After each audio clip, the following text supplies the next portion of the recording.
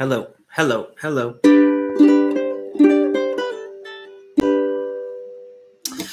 How's it going, team? Good to see you all.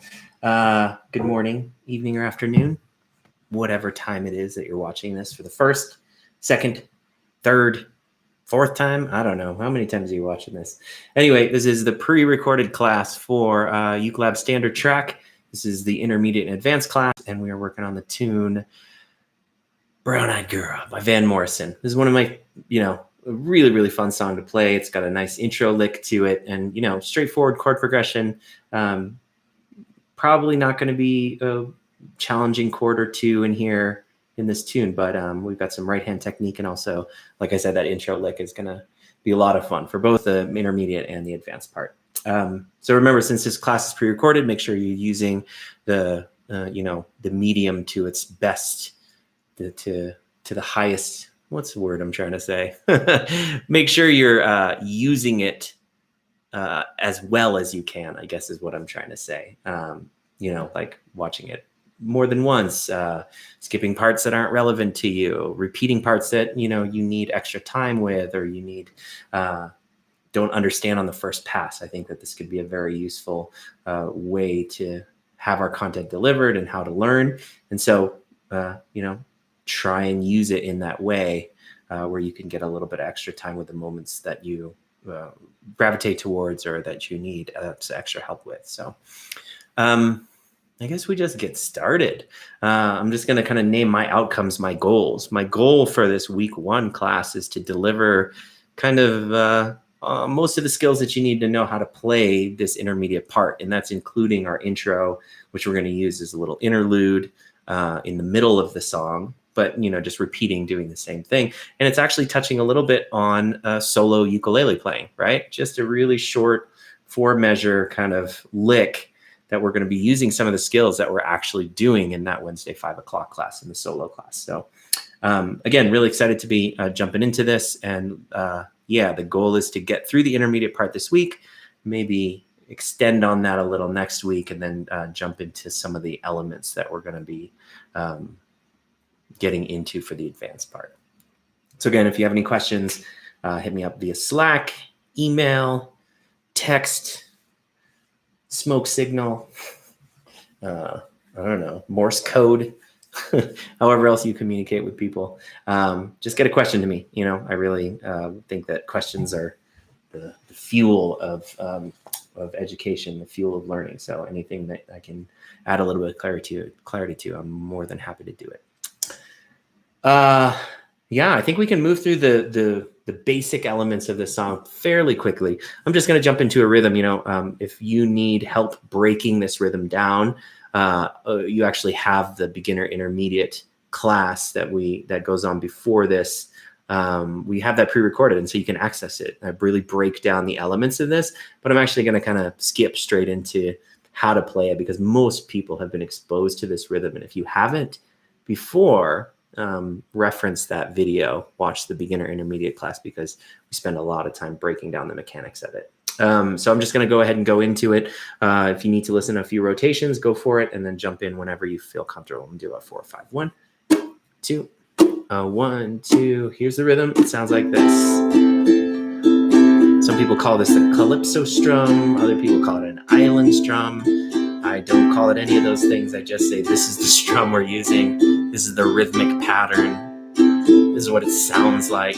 That's what you're going for. Let's break it down very, very quickly here. Right hand, remember, 1, 2, and is the first half, and that's going to be 2 down strums. And then after this up strum here, a lot of people will get into this freezing place. Make sure the hand comes down without touching the strings. That way you can catch the next up strum, down and up, and then you're just connecting the 8th notes to finish. Sounds like this. 2, 3, a little slower. Down, down, up. Hand goes down, up, down, up. Let it come down, and then you're through there. I'll bring the speed back up. All right. Freeze there so I can switch camera angles. And now I'm just going to call out some chords. Here we go. 1, 2, starting with G. Let's play a C. And let's go to G. go to D. So I'm actually playing the chords in the order, but I'm just holding them for longer. 2 measures apiece, G and C. And remember, we're going back to G. So it's like you reverse that movement. And now we go to the 5 chord to D. 2 more times. G and C and G and D. And let's finish on G. Nicely done. Okay, now we use our eyes a little bit. Let's get into the standard. So the most important thing to think about is these progressions that we need. Oh, if you haven't printed this out yet, this is a sheet. You'll find this in the Sound Slice course under Files. I'll also post it in Slack just to make it easy and make sure everybody's got it. Anyway, this is your roadmap. This is your song sheet for this tune. It's going to tell you the 2 main progressions you need to know. The verse and the chorus, G, C, G, D. Those are the same. And then the bridge, and it has some alternate endings that we'll kind of go over and discuss. Cool. So the layout here is verse 1. Now we're going to be playing that verse progression. Then we get to the bridge. And then we play that bridge progression with first and second ending. And then we're going to go straight into verse 2. And then into another bridge. And instead of going back to a verse, we're going to jump to the chorus. But remember, the chorus is the same progression as the verse. So not much to know when it comes to left hand. Obviously, this chord here, E minor and D, might be tricky for some folks. But again, if you're having challenges with any of those basic elements, make sure you are referencing that beginner intermediate class, because I think there's going to be a lot of valuable information in there.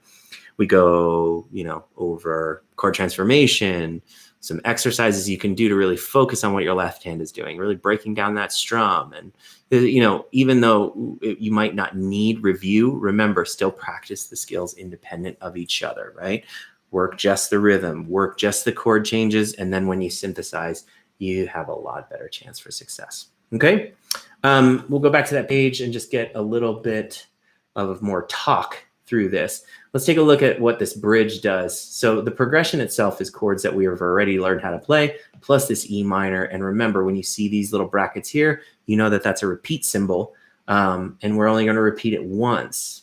Oh, just as a little key here, even though I didn't put repeat brackets here, right? And then how many times you're supposed to do it, it's because it's different, right? In the verse, you play it 4 times, and in the chorus, you play it twice. So, rather than get in the minutia of that, just know you play this progression until the verse ends, or this progression until the chorus ends, right? And the vocals are really, the melody is really going to help you, guide you through that. Okay, so let's take a look at this bridge. C, D, G, E minor is my first time through, and then I repeat and play C, D, G, and then I bounce here to my second ending, which is D. Now, in this, I've actually got kind of this third ending written, but let's not focus on that for now. Let's just see if we can play this bridge. C, you my D, brown-eyed girl, G, first ending E minor, and then back to C, you my D, brown-eyed girl, G, and then second ending D. And then in this instance, that is when I'm playing the bridge the first time, and I'm jumping into the verse. The other 2 times you play that bridge here and play that bridge here, here, you're gonna bounce to the chorus. So that's when you get into this. D times 3 before chorus. That just means instead of playing 1 D, you're gonna play D 3 times to get you into the chorus. Cool. So I'm gonna keep this up on the screen. Let's see if we can play the bridge together once. And for now, what we'll do is we'll end it this way. Second ending D, taking us into the bridge. Okay, 1, 2, ready, C. You my D, brown-eyed G girl, E minor, good, and C.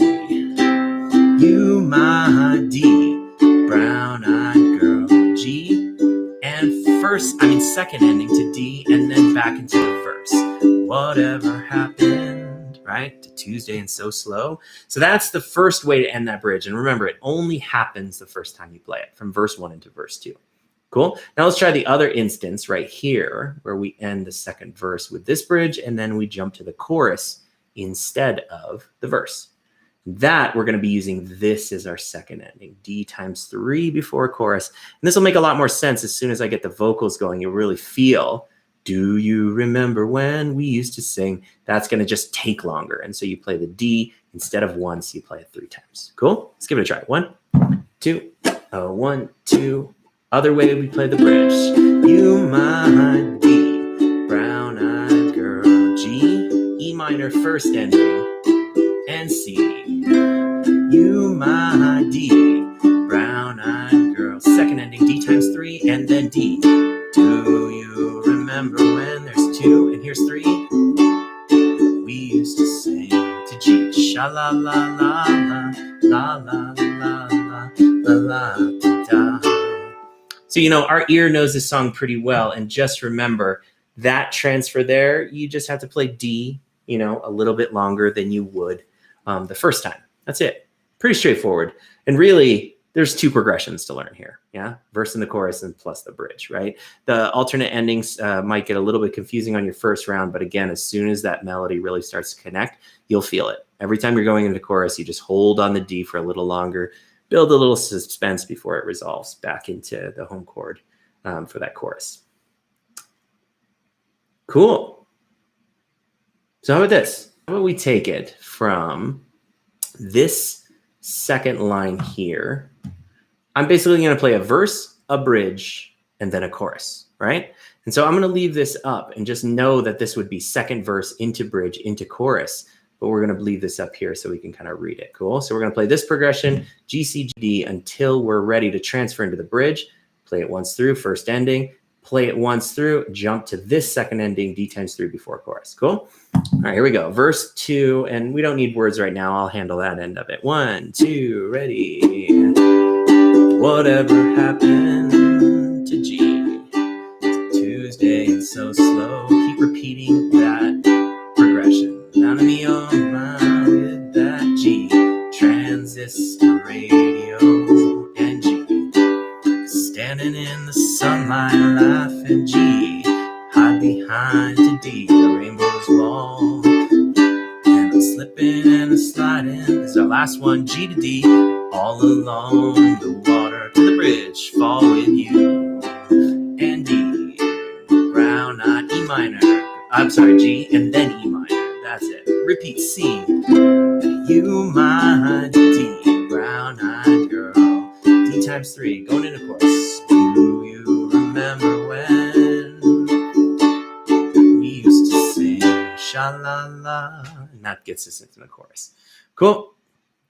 So, a couple things to watch out for, but nothing that, anybody in the intermediate and advanced class can't handle. Not too worried about you guys actually being able to do it, but getting this roadmap down is sort of step 1, right? Knowing how to roll through the song from beginning to end should be sort of an end goal for you.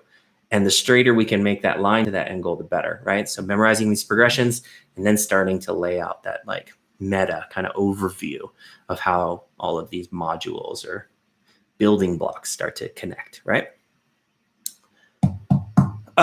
Okay, let me see how we're doing on time. 15 minutes into class, about halfway there.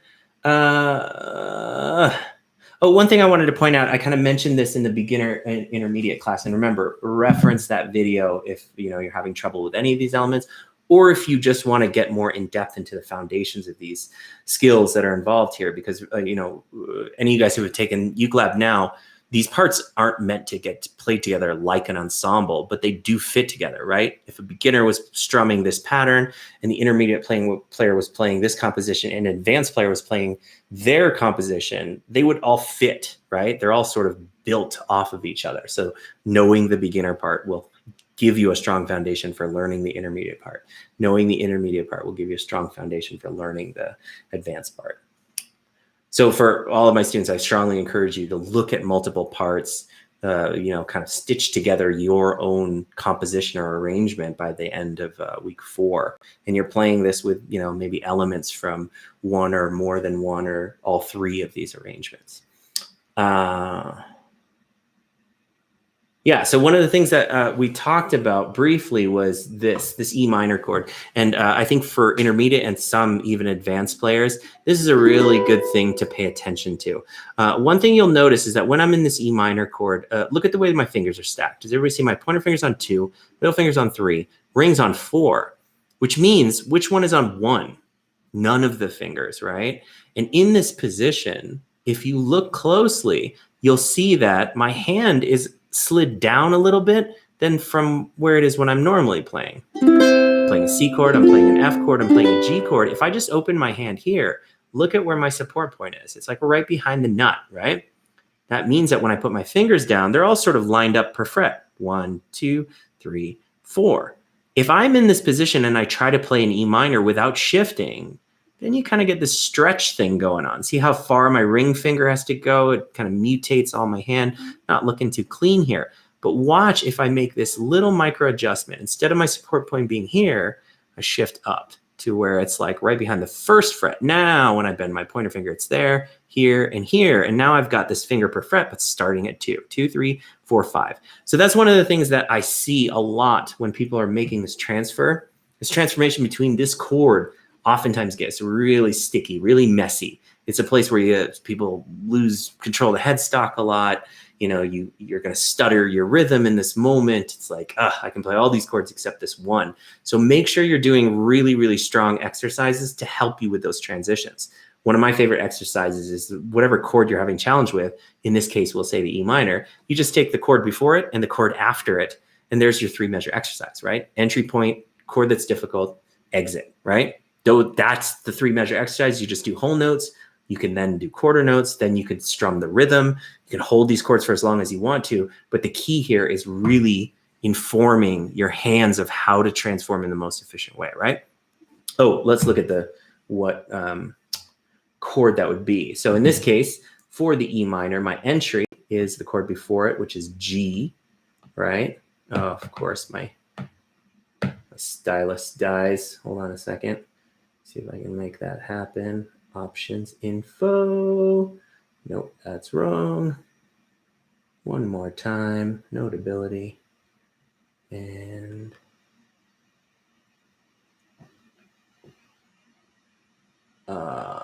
where is it? Help. Nope. All right, we won't use the stylus for now. But anyway, we look and see that E minor, the entry point to that chord is G. Then we go into the E minor. Then our exit would be on the repeat back to the top, which is C. So that's a nice 3-measure exercise, you know, and it's in the context of the tune. If I go here G, and I go here E minor, and I go here C, this is a really great moment to practice those little micro movements, right? From my contact point being at the nut to my contact point being at the first fret or right behind the first fret, right? And that little micro movement is really, really going to help with this chord feeling comfortable rather than all kind of stretched out if I stay sort of down here in the first position, right? Okay, cool. So let's try it. G, E minor, and then C. And you can see when I'm shifting into E minor and out of it into C, I do that little shift, right? Pointer finger goes to 2, ring finger goes to 3. In essence, pointer finger going to 1, right? All right, let's give it a try. 1, 2, whole notes. Here we go. G, E minor, and really try and make that transfer. There you go. And then C, ring finger. Now, this might not be the most efficient way to do it, but for our intents and purposes, this is a really great exercise for my left-hand connection. Really staying in control of the instrument as you're making these switches, making it nice and clean, nice and smooth, and also being able to do other skills while you're doing it, right? It's a really great exercise. And then if I was to think about sequence for this, I would maybe go to quarter notes. And then once that started to feel really locked in, I was really comfortable with that, then maybe I could do the rhythm. And C. Simple exercise, you know, practicing the skills that you need for the song, but not in the full context of the tune, right? Where if I'm kind of playing the song from top to bottom, I might only go through that switch 3 or 4 times. And that's like 5 minutes of my practice. If I can just make this little exercise that I'm working on the switch that I might need to work on the most, and really locking it in, right? Brings it up to the level of all the other movements in the tune. Okay, cool. We did like a run through. We talked about those things. I think I want to try to jump into the introduction to this tune. Now, the introduction to this tune actually follows the same chord progression, G, C, G, D. So if you ever learn how to play the melody, you know, a beginner, the beginner arrangement actually has just the melody. If you're ever playing just that melody, or even this intermediate or advanced arrangement where you're kind of playing more in a solo style, if somebody's accompanying you, you can just tell them the chords, right? Like playing with a guitarist.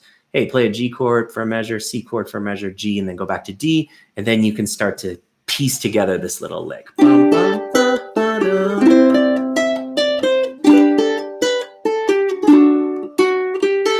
That little thing there, super fun to play. Let's start to go over how to play that and go through it. Cool. So you can find this arrangement, remember, on the sound slide and loop those sections, really use that tool to its full benefit. All right, let's start on a G chord here. And our first note is actually here on the E string. And so rather than play this chord like with a strum, what I'm going to do is use my thumb and do what I call like a roll to the melody note. So what I want to do is actually drop through the strings. And then I'm going to stop on the E string and kind of use this A string as a break. So when I do it faster, and you can hear if I do that to different strings, I start to hear different notes come out of this chord, right? If I roll to the C string, I hear this note. If I roll to the E string, I hear this note. And if I roll to the A string, I hear this note, right? You can kind of accent different parts of that harmony and really bring the melody note that you want to hear out of it. Now, I'm going to start with this chord a little bit altered. I'm going to start it with my middle finger off of the A string. So what you actually have to play is 0, 2, 3, and then open here, because what we're going to do is we're going to roll through the E string, and then we're going to play the A string right there. Cool. That's our first move. We roll to the E string, and then we play the A string, and then we put our middle finger down and play the second fret on the A string.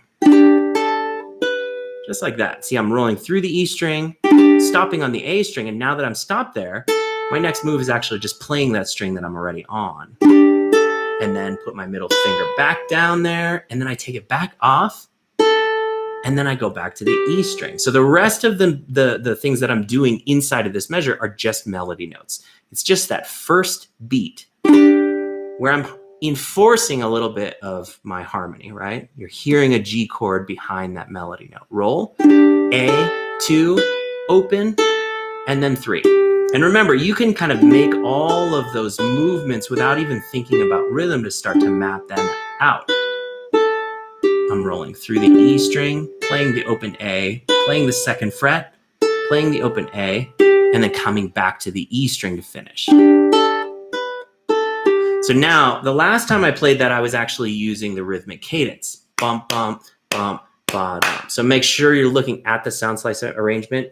For me, this is the best way to lock in rhythm, right? I always say that the right notes at the wrong rhythm are worse than all the wrong notes at the right rhythm. I know that can be kind of confusing the first time you hear it, but think about it like this, is that if you played all the wrong notes and you still hit the rhythm, see how locked into that rhythm I am? You can almost kind of get that, the element of that melody. But if I play it all at the wrong rhythms, kind of like, then it's a lot less related to what that melodic cycle actually is. So pay attention to that. It's all about your rhythmic cadence. And I really like to sort of take the ukulele out of my hands. Bum, bum, bum, ba-dum. Here I'm sort of taking one step further than clapping, actually singing the melody to myself. So I start to make that connection. Bum, bum, bum, bum, bum. If I know what that sounds like and I know, the duration I'm supposed to hold, when I actually go to play it, it's going to feel a lot more comfortable, and my ear already knows what it's chasing, right? I have something to model after if I've got that locked into my ear. Just like that, rolling to the E string, playing the open A, second fret, open A, and then that third fret. This is kind of a difficult move if you've never done it before. And just remember, it takes practice. A lot of times you want to move that middle finger and then some other ones will start wiggling around. Just know that with a lot of practice and a lot of repetition, that middle finger is going to start to lock in. You're going to build those pathways, yeah? All right, let's put that in a loop. Let's see if we can play it a bunch of times, but let's go really slow. 1, 2, ready, here we go. Bum, bum, beam, ba-da. 1, 2, and ready, go. 1, 2, and last time. Now, one of the nice things is that actually in the third measure, I'm going to learn one other measure that's different, but in the third measure, I play that exact same thing. So it would really benefit you to lock it in because obviously, you know, music is a lot of patterns. And so if you know that you're going to be doing the exact same thing, you're sort of practicing for both of those measures in one shot. Let's take a look at what happens in measure 2. This starts on a C chord, and then my melody is going to follow the identical cadence of the rhythm. It's going to follow that melodic line, except now I'm going to move up the fretboard. I'm going to play 3, 5, and then 7. And then back to 5, and then back to 3. So I'm just climbing up the A string, 3, 5, 7, 5, 3, right? That's our move. So let's see if we can try it and make sure that when you're playing the C chord, you're not using your ring finger, because what my goal is to try and play all 3 of those frets without moving my hand. You know, I don't want it to look like, if you're shifting all over the place, what it's doing is building a lot of inconsistency. And so what you want to think is keep your hand still, let your fingers do the movement. That's a lot more of a kind of a kinesthetic way to map out those melodies, because then your fingers just know what to do. You place your hand in the right position, you put them all there. If you're doing the kind of stabbing thing, like moving and shifting for each one, it can be really inaccurate and it's really hard to develop the muscle memory for it. Cool. So remember, roll to the first note, play the 5th fret, play the 7th fret, 5th fret, and then back down to the 3rd fret. That's happening all on the A string. Cool. So let's try it without even thinking about rhythm. We're just going to roll to 3, play 5, play 7, back to 5, and then back to 3. Again, roll to 3, 5, 7, 5, and back to 3. Next move is we want to think about the cadence of the rhythm. Remember, bop, bop, bop, bop, bop. Let's give that a try, nice and slow. 1, 2, ready, here we go. Roll 5, 7, 5, 3. 1, 2, ready, again. Roll 5, 7, 5, 3. And keep in mind here, you're rolling to the A string, not the E string like you did in the G chord. 1, 2, ready, here we go. Roll 5, 7, 5, 3. Let's do that 2 more times. 2, ready, go. Roll 5, 7, 5, 3. 1, 2, last time, here we go. Roll 5, 7, 5, 3. Let's take a little breather here. And remember, we played the first measure, playing that melodic line inside of G, bum, bum, bum, ba-dum. And then we played the second measure, playing the melodic line in C, 3, 5, 7, 5, 3. And then for the third measure, we're actually repeating what we did in measure 1, which is really nice. Bum, bum, bum, ba-dum. And then our last measure is going to be different. So let's see if we can connect them now. Play the G phrase, play the C phrase, back to the G phrase. We'll play all 3 of those measures for the intro. Here we go. 1, 2, 1, 2. Remember, rolling to the E string and a G, open A string, 2nd fret, open, and back to 3. 1, 2, let's review that. Here we go. Last time, here we go. Cool, let's review the second phrase, which is in C. 3, 5, 7, 5, 3. 1, 2, last time, here we go. All right, let's see if we can play it as written. Remember, first measure is G, then C, then back to G for the third measure. 1, 2, whole thing. Here we go. Ready. Roll to 3, 7, 5, 3, back to the G, roll to the E string, open A. Good, let's try it one more time. First measure, second measure, third measure. And 1, 2, ready, here we go. Roll, open, da, da, da.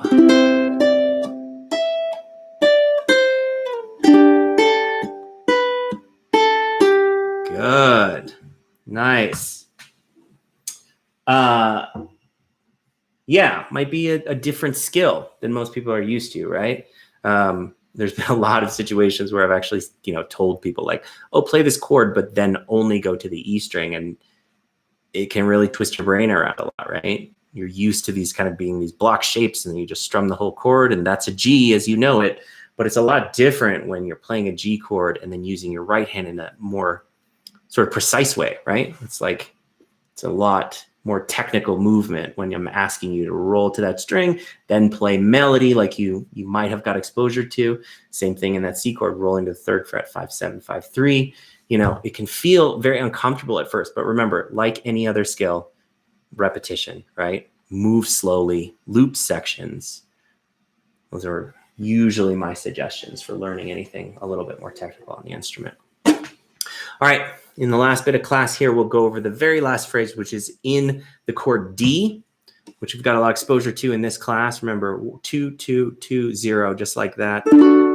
Now, same thing I did in the G chord. I'm going to roll to the E string. Now, this is a really long note I hang on there. And now I'm going to play the E string, and then I'm going to put my pinky down on the 3rd fret and play it again. And my last note is on the open A string. So you look at the left hand, it doesn't do much. It basically plays a D chord, then you put your pinky down. But the right hand's doing a lot of technical work here. It's rolling to the E string, and then it's playing the E string, adding this 3rd fret, playing the E string again, and then playing the A string, right? Outside of the context of the rhythm, I'm just locking in the movements. Roll, note, note, and then note there. Cool. Now this rhythm actually varies from the first 3 measures. It goes bum, bum, ba-dum. That dotted quarter note gets you past the downbeat, and then you're going to pick up the next melody note on the offbeat. So it's bum, bum, ba-dum, bum, bum, ba-dum, right? Taking the instrument out of my hands to really lock that rhythm in, and then I'm going to do the move. I'm going to roll, and I'm going to play the note. And then I'm going to play those ones a lot more connected, a lot faster, right? See if we can do that measure real slow. 1, 2, ready, here we go. Roll to E, play E, 3rd, and then open A. 1, 2, ready, last time.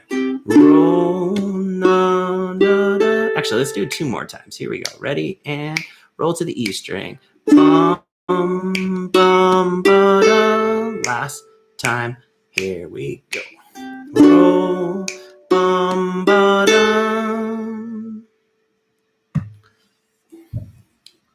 I know that was a lot of information for the last half of the class. Remember, because it's pre-recorded, make sure you're watching it, whatever number of times you need to, replaying sections. We probably aren't there yet when it comes to being able to playing all 4 of these measures together, but let's see if we can connect them. I'm going to play through it just so you can hear it. And remember, in the intro of the song, if you look at the sound sites, there are repeat brackets. So you're going to play through all 4 of those measures. You're going to repeat again, and that's going to drop you right into the verse. Cool. So the first time I'll play it, I'll just play it fast, and I just want you to hear it just so you can kind of hear how it's connected. And the second one I'll slow down, and we'll see if we can go through a couple transitions before we get out of here. Okay, so this would be a little bit faster than that.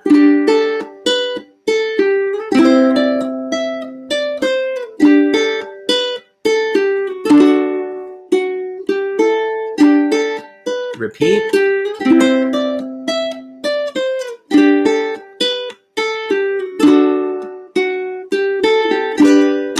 Hey, where did we go? And that's going to get me straight into the verse. So that's what we're shooting for. That's kind of our end goal. And remember, slow. Work in sections, loop those sections. It's a very technical thing to sort of be doing these really precise movements with the right hand. It's going to take some time for it to feel comfortable. Okay, so let's take it nice and slow. Remember, first measure, third measure, identical, right? So first measure is the G phrase, second measure is the C phrase, third measure is back to the G phrase, and then we've got that one on D. Cool? Walk it through nice and slow, each one, and then we'll try and thread them together. Here's the G phrase, rolling to E, open A, second fret, open A, and then back to the E string. Here's the C phrase, roll to 3, play 5, play 7, try not to move that hand, back to 5 and back to 3. 3, 5, 7, and then descend back down, right? And then you go back to that same, and now here's the D phrase. Remember, D chord rolling to the E string, and then I play it, and then I put my pinky down, and then I play the open A string. Let's go all 4 of those measures nice and slow. 1, 2, this will be the last thing we do. Here we go, ready. Roll, open, 2, open, 3. Roll 5, 7, 5, 3. Back to the first phrase. Roll, open, 2, open, 3. Here's the D. Roll, 2, 3, open. One more time. 2, 3, 4. Bum, bum, bee, ba, da. Bum, bum, bee, ba, da.